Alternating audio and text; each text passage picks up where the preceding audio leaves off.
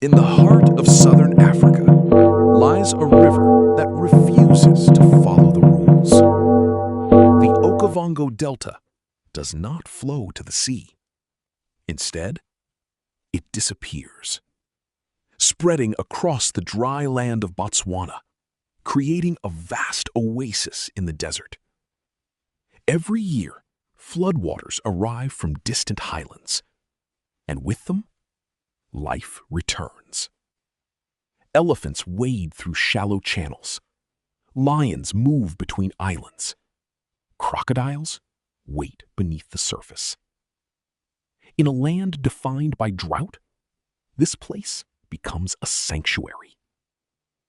But survival here is never easy.